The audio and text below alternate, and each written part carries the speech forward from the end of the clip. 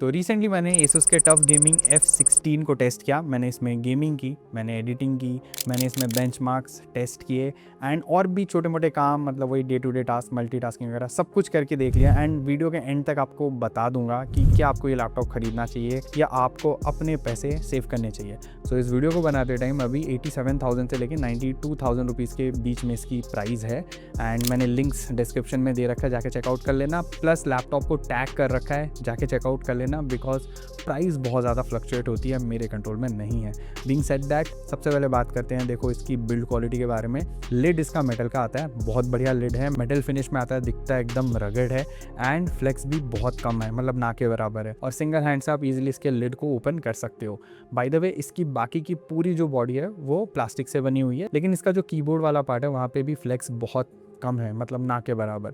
तो overall wait distribution भी सही है एंड बिल्ड क्वालिटी बहुत बढ़िया है। बट हाँ, इसकी जो हिंज है वो थोड़ी टाइट है, मेरे को थोड़ी टाइट लगी इसकी हिंज, लेकिन मेरे को कोई दिक्कत नहीं आई और ना ही इसकी हिंज ऐसे बहुत वीक फील होती है। तो हिंज की क्वालिटी भी सही थी, बस जो हिंज है थोड़ा टाइट था। Now coming to the display, 16 inches की full HD IPS anti glare panel मिल जाती है, 144 हर्ट्ज का रिफ्रेश रेट है एंड 300 निट्स की ब्राइटनेस मिल जाती है। मक स्विच है एंड G Sync भी मिल जाता है, प्लस साथ ही में 3 मिलीसेकंड की इसमें रेस्पॉन्स टाइम मिलती है। ओवरऑल कलर एक्यूरेसी के मामले में मैं थोड़ा और एक्सपेक्ट कर रहा था, लाइक इसमें 62% sRGB या फिर बोल सकते हो 45% NTSC है। तो अगर आप कुछ कलर एक्यूरेसी से रिलेटेड काम कर रहे हो, थोड़े से डिसअपॉइंट हो गए। बट अगर मूवीज देख रहे हो, मतलब मीडिया कंज्यूम कर रहे हो या थोड़ी बहुत एडिटिंग कर रहे हो, गेमिंग कर रहे हो, आपको कोई इतनी दिक्कत नहीं आने वाली है इसके डिस्प्ले से। बाय द वे, स्पेक्स जान लेते हैं, लेकिन उससे पहले अगर आप भुवनेश्वर से हो एंड लैपटॉप्स ढूंढ रहे हो प्लस कंफ्यूज भी हो, तो आप जा सकते हो इन्फोजोन, जो कि शहीद नगर में है। एंड यहाँ आपको मल्टीपल ब्रांडेड लैपटॉप्स मिलेंगे, भले HP का ढूंढ रहे हो, Asus का ढूंढ रहे हो, Acer का ढूंढ रहे हो, Lenovo का ढूंढ रहे हो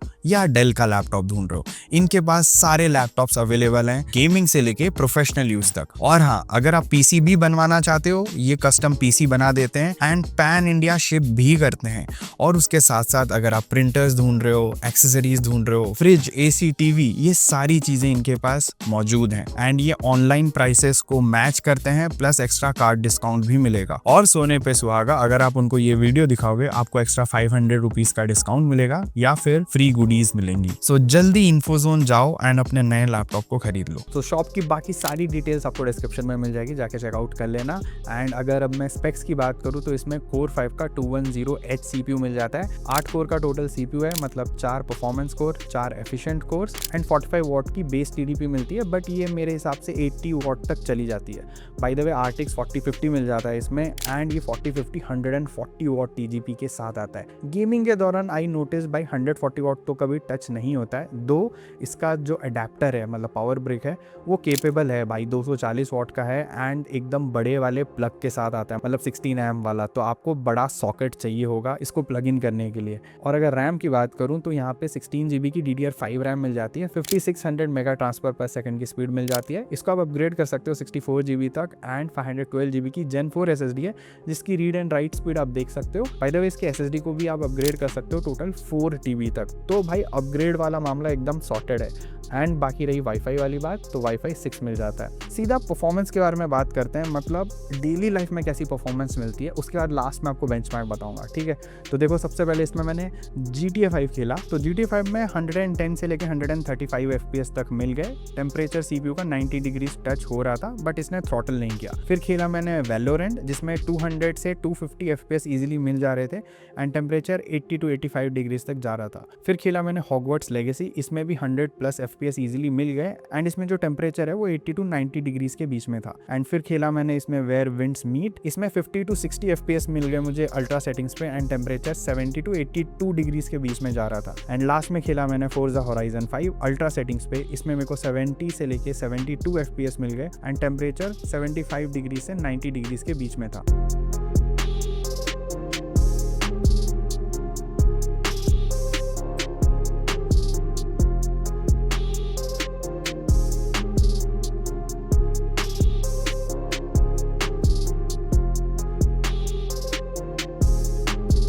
ओवरऑल भाई गेमिंग स्मूथ थी, मेरे को कहीं पे लैग फील नहीं हुआ and temperature definitely 90 degree touch हो रहा था, बट कहीं से भी थ्रॉटल नहीं कर रहा था ये लैपटॉप। और हाँ, एक चीज़ मैं और बता दूं, ये सारे गेम्स मैंने परफॉर्मेंस और टर्बो मोड में खेले, प्लस जो रूम का टेम्परेचर था वो 25 डिग्री से 28 डिग्री के बीच में था। तो मेरे हिसाब से डिसेंट परफॉर्मेंस थी, कहीं भी कोई दिक्कत नहीं आई। इस प्राइस रेंज में जितने भी और 40-50 वाले लैपटॉप्स मिलते हैं उनसे मुझे बेटर लगा। बट हाँ, LOQ का जो 4050 आता है उसके साथ मैं डेफिनेटली इसको कंपेयर तो करने वाला हूँ, लेकिन उसके लिए 500 लाइक्स चाहिए इस वीडियो में, तो फटाफट कर देना। फिर भाई गेमिंग से सीधा मैं पहुंचा इस पे एडिटिंग करने के लिए। एंड एडिटिंग में भाई मैंने इसमें मल्टीपल लेयर्स की वीडियो डाली थी, मतलब फुल HD वीडियो थी कुछ और कुछ 4K वीडियो भी थी, मिक्स टाइमलाइन था। एंड उस टाइमलाइन में इफेक्ट्स थे, ट्रांजिशंस थे, टेक्स्ट इफेक्ट्स थे और कलर ग्रेडिंग भी थी। तो ये जो भारी भरकम टाइमलाइन थी वो ऑलमोस्ट 8.5-9 मिनट की वीडियो की थी टोटल, मतलब जो लेंथ था टाइमलाइन का वो इतना ही था। एंड इसने भाई 15 से 20 मिनट के अंदर पूरी की पूरी टाइमलाइन एक्सपोर्ट करके दे दी। वेल ये सब्जेक्टिव है, वैरी करता है प्रोजेक्ट टू प्रोजेक्ट, बट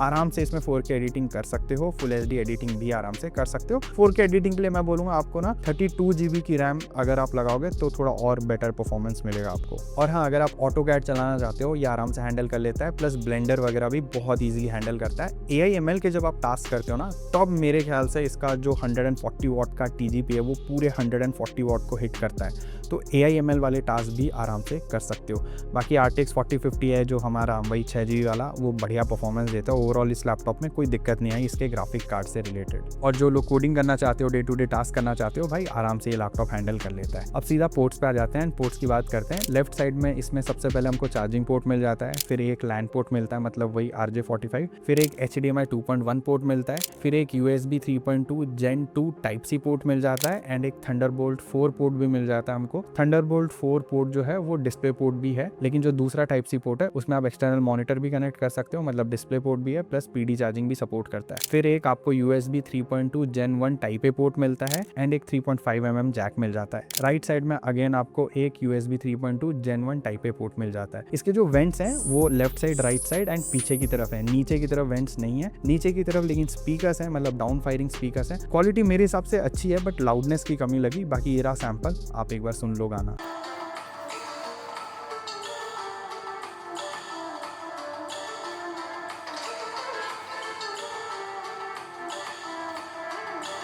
अब दोस्तों अगर कीबोर्ड और ट्रैक पैड की बात करूँ, कीबोर्ड फुल साइज कीबोर्ड है and single zone RGB keyboard है, जिसको आप ऊपर नीचे कर सकते हो, मतलब RGB को ऊपर नीचे कर सकते हो इसके आर्मरी क्रिएट ऐप में। एंड आर्मरी क्रिएट ऐप में आप बहुत सारी और भी छोटी छोटी चीज़ें कर सकते हो, लाइक CPU GPU का वॉटेज ऊपर नीचे कर सकते हो, अलग अलग मोड्स में स्विच कर सकते हो। By the way 4 extra button आपको मिल जाते हैं कीबोर्ड के ऊपर की तरफ, जो डेफिनेटली हेल्पफुल रहता है। ओवरऑल टाइपिंग में मेरे को कोई दिक्कत नहीं आई, बढ़िया कीबोर्ड है। इसका ट्रैक पैड लेकिन मेरे को और बेटर लगा। एक तो बड़ा ट्रैक पैड है, स्मूथ ट्रैक पैड है, सारे टच जेस्चर्स को सपोर्ट करता है, भाई मज़ा आ गया। मतलब इसका track pad one of the best track pads है इस प्राइस रेंज में, जितने भी लैपटॉप्स आते हैं ना उनसे अगर मैं कंपेयर करूं। लेकिन अब अगर वेब कैम की बात करूं तो भाई वेब कैम बहुत एवरेज है, मतलब 720p का वेब कैम है, 30 FPS एंड फ्लिकर करता है डेफिनेटली। मेरे हिसाब से नॉर्मल जैसे बाकी के वेब कैम्स रहते हैं वैसा ही है, कुछ खास नहीं है। आप कभी कभार अगर कॉन्फ्रेंस कॉल वगैरह करना चाहो कर सकते हो, बट अगर आप बहुत ज़्यादा कॉन्फ्रेंस कॉल करते हो, मैं बोलूँगा भाई आप एक एक्सटर्नल वेब कैम खरीद लेना। बिंग साइड दैट ये रहा इसका सैंपल, आप चेकआउट कर लो। और हाँ, इसके वेबकैम में कोई भी प्राइवेसी सेटअप नहीं मिलता है। हाय गाइस, सो अभी मैं अपने रूम में हूँ। The normal lights are on and the fan is on as well, क्योंकि गर्मियाँ हैं। तो अभी टेस्ट कर रहा हूँ Asus का F16, ठीक है, Core 5 वाला वेरिएंट। तो आप मेरे को बताओ वीडियो क्वालिटी कैसी है एंड ऑडियो क्वालिटी कैसी है, क्योंकि सब कुछ इसी लैपटॉप में रिकॉर्ड हो रहा है, मतलब वीडियो भी और इसके माइक के थ्रू मेरी ऑडियो भी। तो कमेंट करके बताओ कैसी क्वालिटी है। मेरे हिसाब से नॉर्मल है, जैसे एक गेमिंग लैपटॉप में आती है वैसी ही क्वालिटी है।